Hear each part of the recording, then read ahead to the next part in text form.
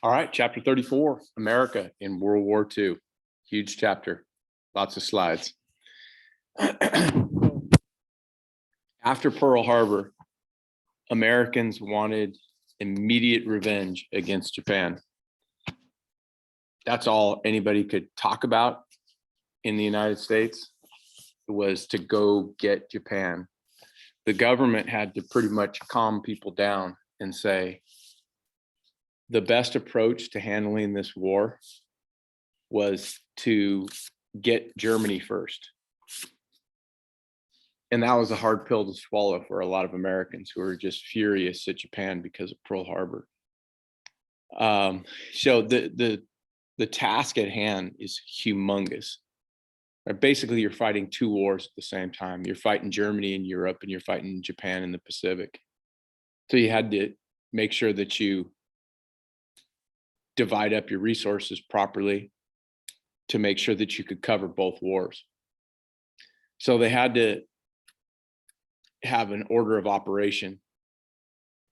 They had to make sure that things were done the right way, that the right approach was taken. The bigger threat at this time was not Japan. The bigger threat was Germany. And the reason the biggest threat in the reason Germany was the biggest threat was that right there. The map that shows you how dominant Germany has been. Right there, everything that they're taking over, they're finding success everywhere. Yes, they are, Stalingrad, they're getting bogged down in Stalingrad, but they still are in control of almost all of Europe plus North Africa, and they're working their way all the way to the Middle East to take those oil fields out there.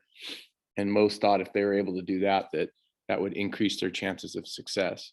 So the decision had to be made, and what they decided was that they were going to go on the offensive in Europe against Germany and play active defense in the Pacific against Japan. When you play active defense or defense, you're trying to prevent your opponent from scoring. They made a decision to try to prevent the Japanese from taking over any more islands in the Pacific. They had already taken over a lot of islands by this time, and when we get to that, I'll show you what the extent of their empire was at this time. So the task at hand was to prevent Japan from taking over more islands or more territory in the Pacific. So they're going to play defense there. And then offense, they're going to try to root out the Germans out of Europe.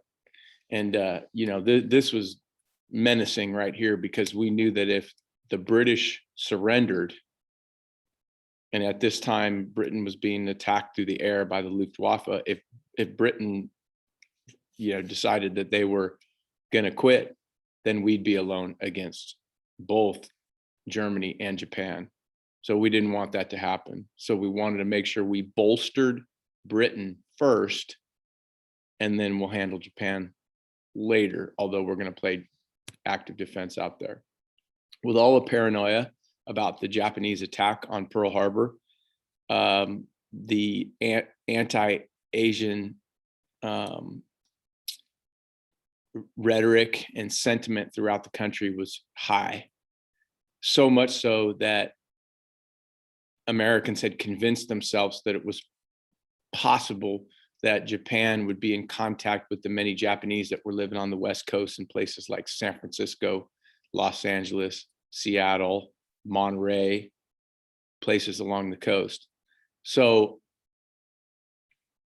the government, had an executive order. The president had an executive order demanding that all people of Japanese descent were required to report, and they would be put in relocation camps.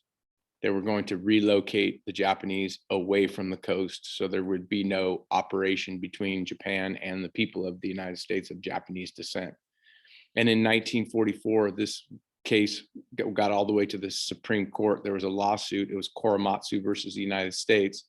And the Supreme Court came out and said that, yes, it was constitutional to take away the rights of these Japanese on the West Coast of the United States, even though most of them were full American citizens and never even been to Japan before.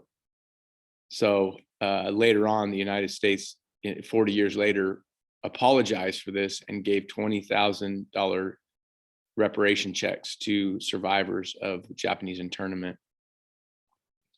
But it's one of the biggest human rights violation in American history, maybe second to after slavery. So here's where the relocation camps or internment camps were. The closest one around this area would be Manzanar in the desert of Southern California, but they had a number of them in different places. This is locally here. This is the rodeo grounds. This is the site of where we play football now at Rabobank Stadium. So yeah, this is about the same area where Rabo is. This would be where this is a main street right here. Here's the rodeo grounds, and back here in the corner would be where Rabobank Stadium is. These are temporary. This is a temporary holding center for anyone in Monterey County of Japanese descent. They would come here and they stay there until they made a decision about what they were going to do with them. And after that, they would be put on trains, and you could see this train, would take them to here, Lone Pine, California, near Manzanar. Looks like something straight out of the movie Holes, if you've ever seen Holes. They're out in the middle of the desert, and they're put in relocation camps. They oftentimes played games like football and baseball to fight the sheer boredom that they had there. And yeah, that went on for most of the war. We'll talk a little bit more about that in class. Okay, now the government agencies. Now there was already a precedent set in World War I that the government would kick in and create committees that would handle the war effort. In World War I, they created the War Industries Board that was responsible for the changeover from a peacetime to a wartime economy. That version of the War Industries Board in World War II is called the War Production Board. Once again, the War Production Board here in World War II was responsible for the same thing the War Industry Board was, and that's changing from a peacetime economy where factories are producing goods that people want, like cars and sewing machines and things like that, to now wartime economy where Ford is again producing something other than their automobiles. In World War II, they produced airplane engines. So non-essential goods were halted, and the essential goods were the demand for essential goods like weapons to fight this war. This happened on a large scale, larger than, of course, World War I. In short supply in this country, rubber. Reason the Japanese took over the islands where rubber trees and plants grew. We needed the material to make rubber. So they had a national speed limit. There's gasoline rationing to save tires, and people were instructed to turn in any rubber that they had, maybe old tires or inner tubes, things like that, and the government would take it and melt it down and use it. So there was, again, a big push propaganda-wise. The War Production Board wanted everybody to keep on working, and obviously everybody who wanted a job had a job at this point. It says here, kind of give it your personal attention, more production. And you could see the rubber situation here. For a gas mask would require 1.1 pound of rubber, a life raft 17 to 100 pounds, a car like a tank or scout car or Jeep 306 pounds of rubber, and a heavy bomber 1,825 pounds of rubber. And it says here, America needs your scrap rubber. So anybody who had rubber or in their garages or anything would then take it to a certain location, and there'd be a big pile of old tires or something, and then the government would come around in trucks and pick that up and melt it down and reuse it. Speaking of production, here's the Boeing factory up north of Seattle, near Everett, Washington. This building still stands. It's massive. I believe at one point, I think it still might be the largest building in North America. You could see, I don't know if you have an appreciation for how big it is. Years ago, I had a tour of this. You had to get on a bus, and the bus would take you around, showing you how. And they're still at Boeing factory. Still, they're producing airplanes there. And again, you could see those are not small airplanes right there. And you could see how many of them are in that picture. Huge building. More airplanes here. This is at a different yard. Tanks. America is going to outproduce all the allied countries and the enemy countries. They're going to outproduce all of them put together. America also started rationing. So what you could do at home, just like in World War I, was grow a victory garden, grow your food. So you're not going out and, buying food at a store. You want the troops to have that food because there isn't going to be very much at the store anyway. So grow your own food. And there are things like there's more propaganda. Hitler rides in the empty seat. They're asking you to ride share so that you save fuel. Should brave men die so you could drive?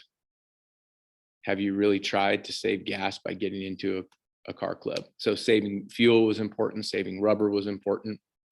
People were, again, asked to buy war bonds to pay for the war effort. It was a small investment, and you get your money back, and it wouldn't be a huge investment, but it's a patriotic thing to do.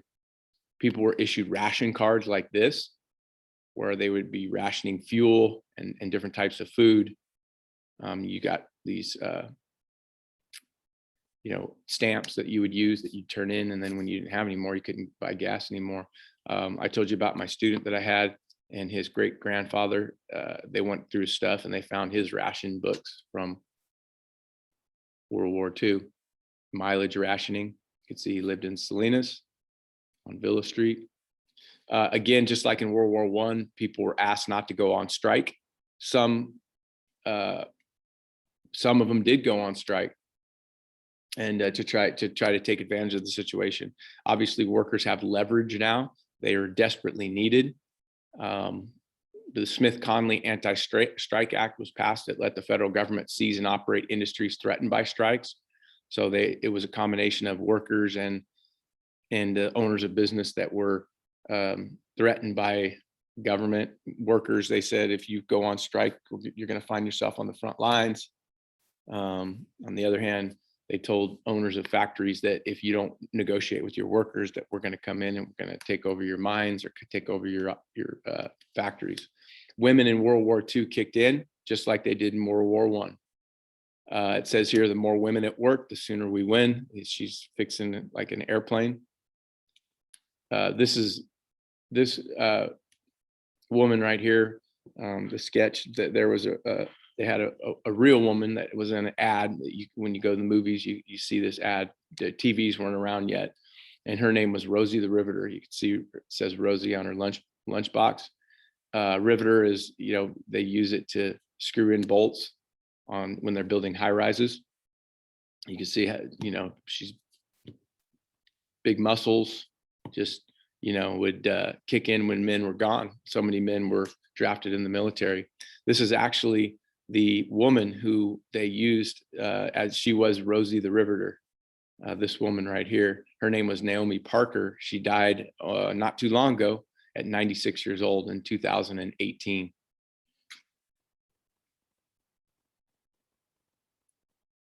More pictures of women here and their contributions in World War II. The big thing about, the difference between 1 and 2, and after World War I, women were basically fired and told, thank you for your contribution, but men are coming back and they need their jobs. In World War II, they had the option to stay if they wanted to because of what's called the GI Bill. Now, in the next chapter, we'll talk about what the GI Bill was. And, when that meant that men could go to college instead of going back to their factory jobs. So women had the option to stay. Most did not, though. Most went home and were engulfed in that cult of domesticity and had kids. The baby boom generation was born right after World War II.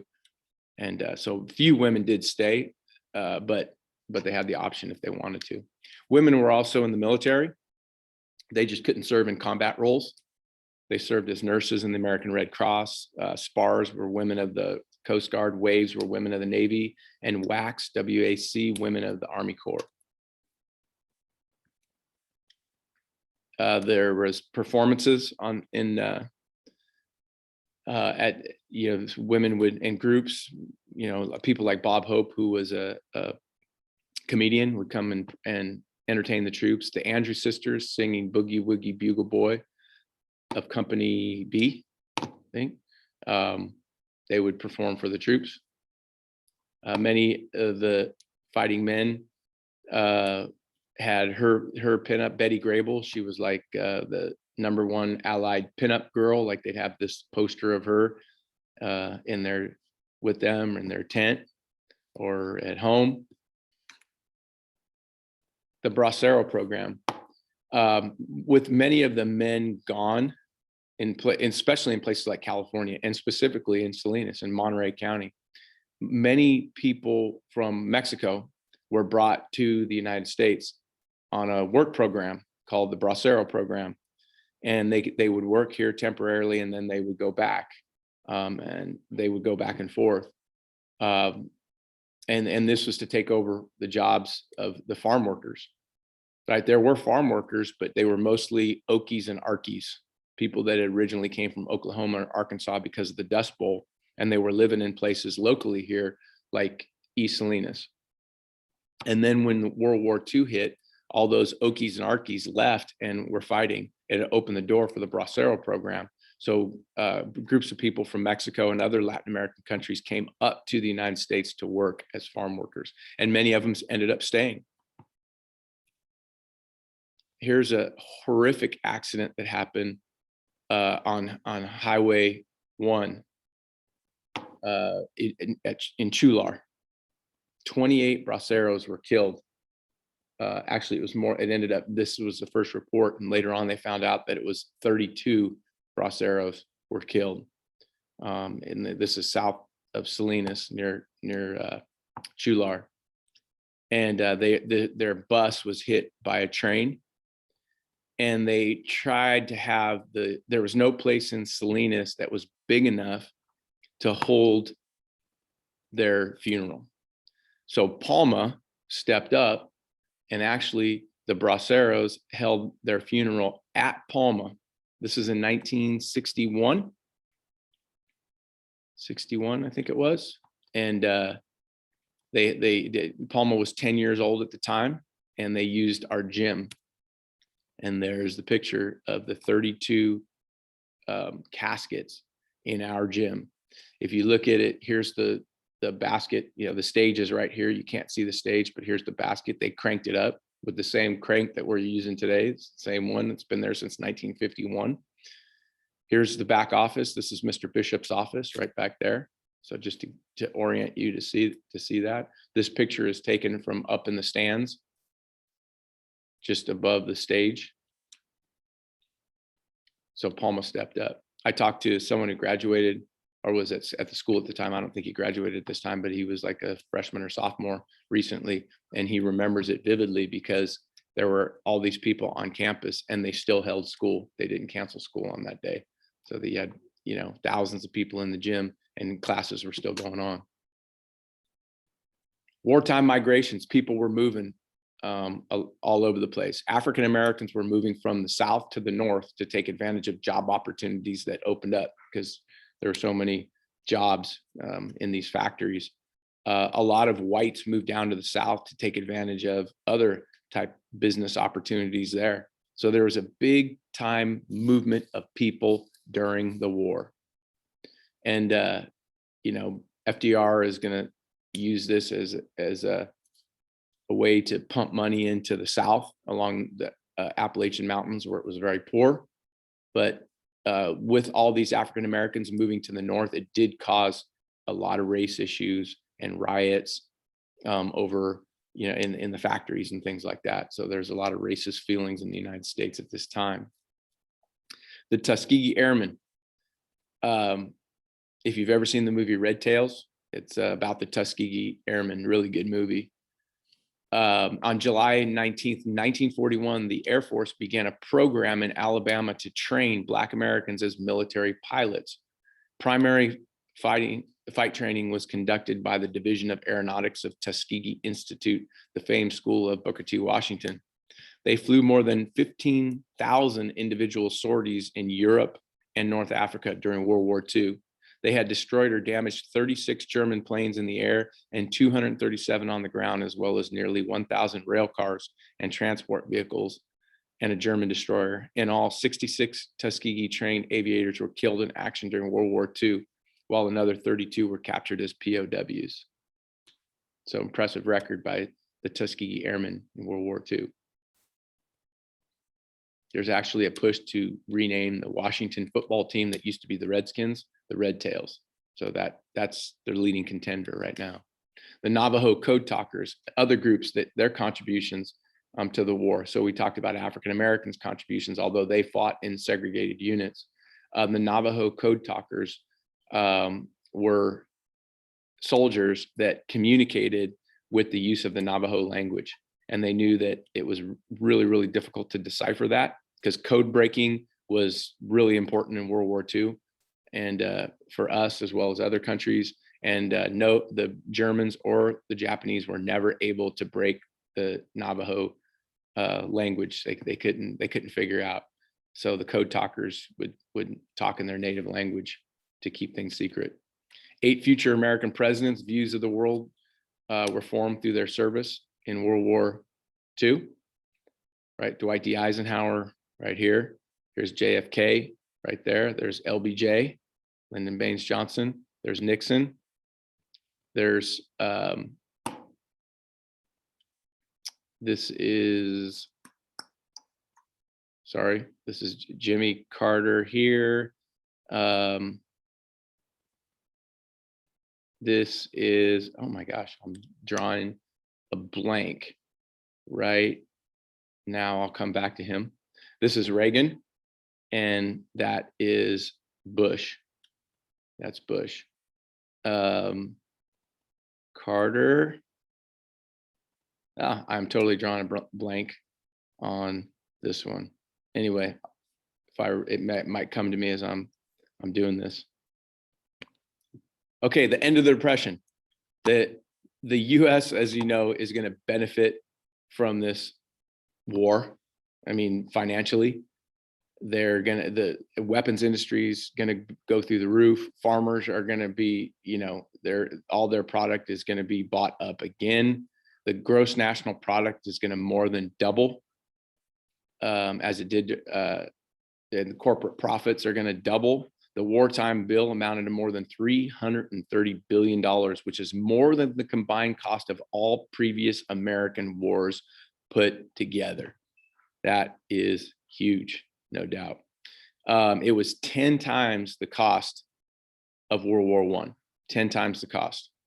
Twice as much money as was spent by the United States since 1976, including the Depression and World War I.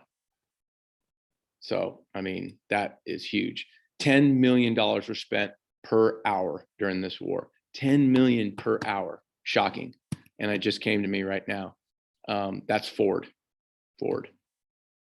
Carter, Reagan, Bush. I knew it would come to me. Okay, Japanese successes in the Pacific. I told you I was going to tell you about, the Japanese successes that they were having in the Pacific, and how much land and how much territory that they were able to take over. They called it the Greater East Asian Co-Prosperity Sphere. Basically, domination. It was basically Japanese domination. They found successes in conquering Guam, Wake Island, the Philippines, Hong Kong, British Malaya, Burma, the Dutch East Indies, and they pushed into China. So by 1941, the dark brown here is the area that we're talking about where the Japanese were having success. Another way to look at it, right here, look at this, the Greater East Asian Co-Prosperity Sphere. This is by June 1942. The circle here represents all territory taken over by the Japanese. All right, so here's the Hawaiian Islands, about 3,000 miles from California. So just to put it in perspective, we'll be talking about the Battle of Coral Sea and the Battle of Midway that are going to occur right here. But the Japanese had success in taking over all this territory: the Dutch East Indies, the Philippines, and the northern part of New Guinea, and they want the southern part of New Guinea. Next on their list, a couple areas that they want to take. They want to take Australia in the south. They want to take the Hawaiian Islands here, and they'd like to take all of the Aleutian Islands. And then they're knocking on the door of the United States if they're able to accomplish that goal. Japanese control over the Philippines. When the Japanese took over the Philippines, Douglas MacArthur, who was the leader, one of the naval leaders that were stationed in the Philippines, he had to leave. He was there to protect the Philippines, and he could no longer do that because he knew that the walls were closing in. So he left. He left, and once he left, the Filipino people knew that they were going to be taken over by the Japanese. He did tell them that he would return.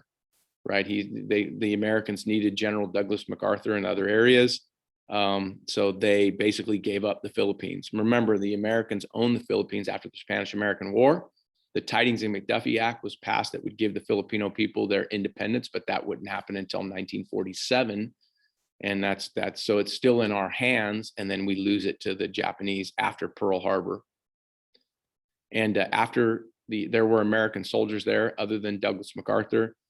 But the Americans and the Filipinos that were there were forced to make the infamous 85-mile Bataan Death March. And it says here, 75,000 Filipino and American troops captured on the Bataan Peninsula began a forced march to a prison camp near Cabanatuan. During this infamous trek known as the Bataan Death March, the prisoners were forced to march 85 miles in 6 days with only one meal of rice during the entire journey. By the end of the march, which was punctuated with atrocities committed by the Japanese guards, hundreds of Americans and more Filipinos had died. So they were taken from the coast here all the way to prisoner war camps here, 85 miles in the hot jungle-like conditions, and they had barely any food and barely any water. And if anybody was too slow, they would shoot them or cut their heads off, or worse, just torture the heck out of them. The Japanese were absolutely brutal. Remind me to read I read a book called The Ghost Soldiers, and it's their account of the Bataan Death March. Some of the aftermath from the Bataan Death March there.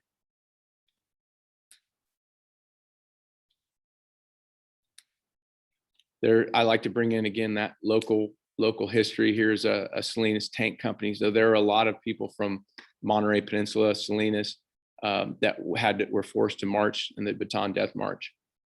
And here's a large group of people that were out of Fort Ord, and many of them settled here in Salinas later on. Okay, let's talk about the Battle of Coral Sea. The Battle of Coral Sea was fought between aircraft carriers, Japanese aircraft carriers versus American aircraft carriers. It marked the first time in history that two countries fought against one another with aircraft carriers that couldn't see each other. It was launching of planes. It was dogfights over the water. It was the Battle of Coral Sea. This occurred only 6 months after the attack on Pearl Harbor, and it was the first major battle fought in the war in the Pacific between the United States and Japan. It was May 1942,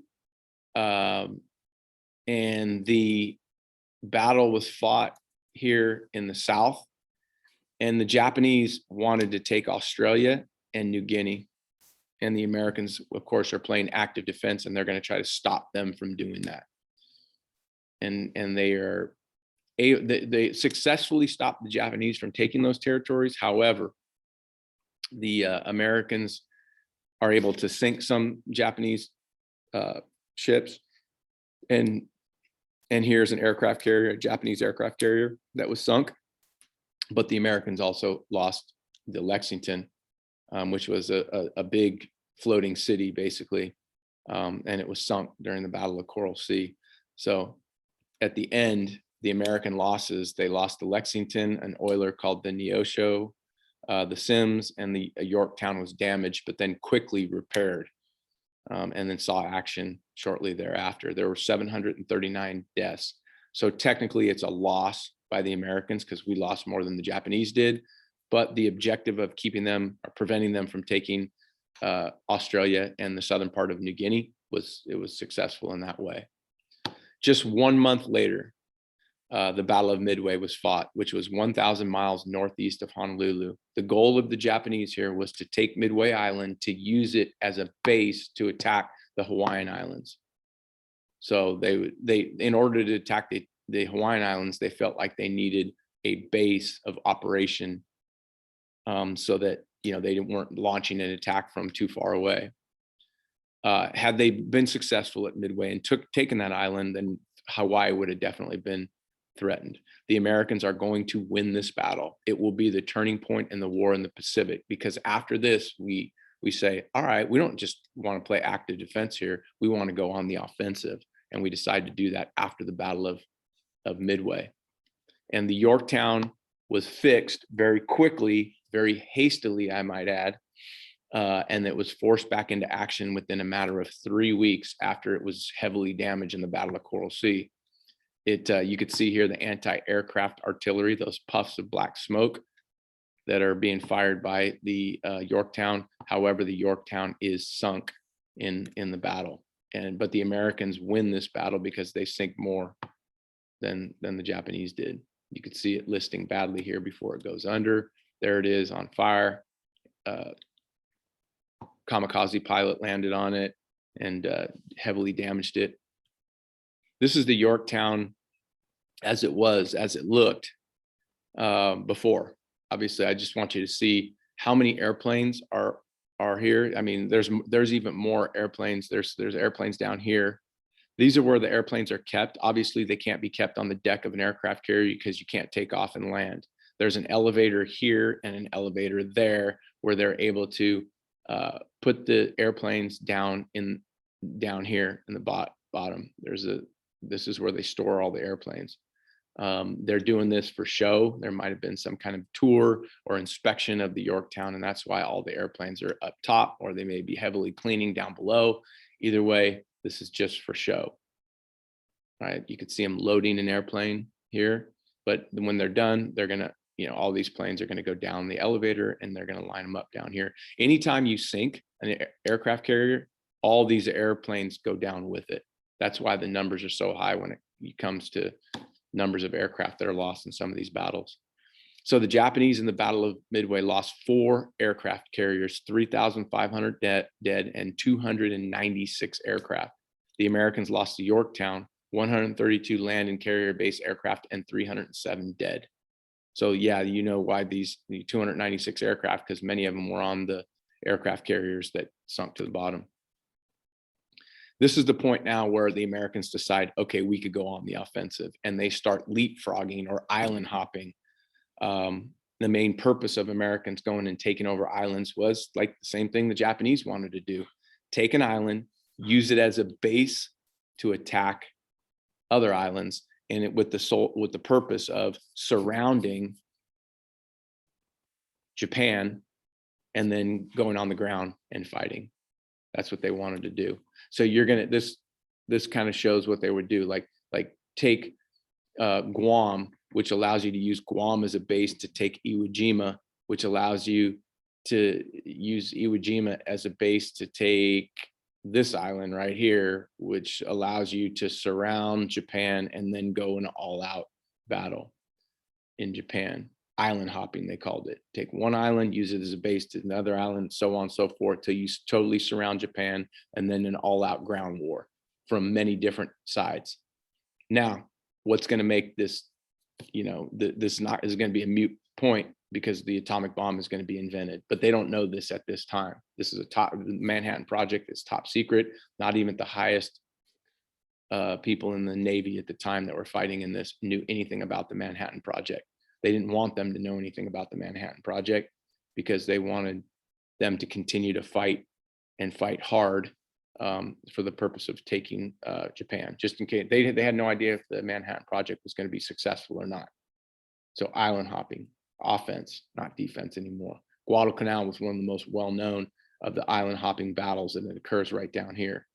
Is dense jungle, like humid, crowded, hand-to-hand combat sometimes, snakes and bugs. It was horrific. The Americans were able to successfully take Guadalcanal, located right here, and use it as a base to attack other islands.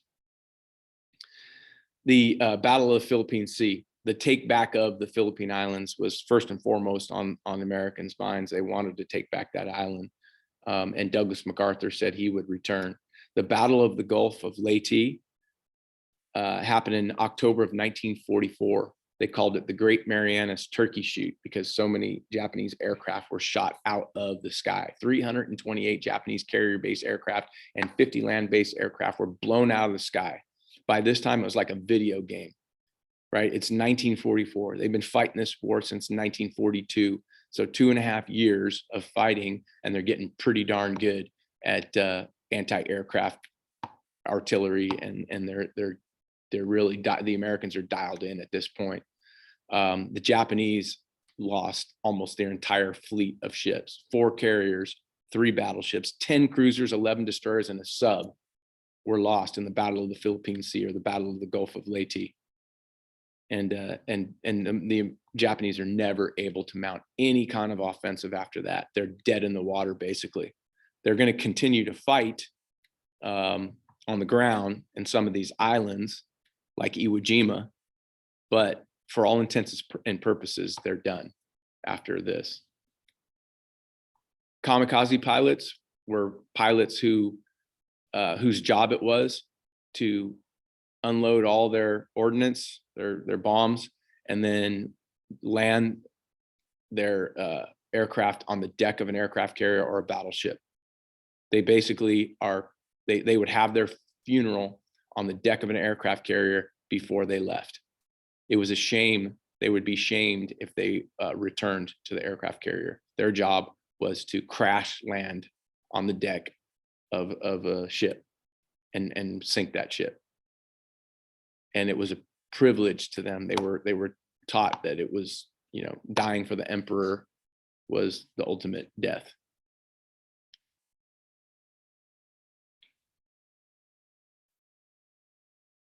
There's a MG machine gun from a crashed kamikaze lodged in the barrel of a naval gun. And there's a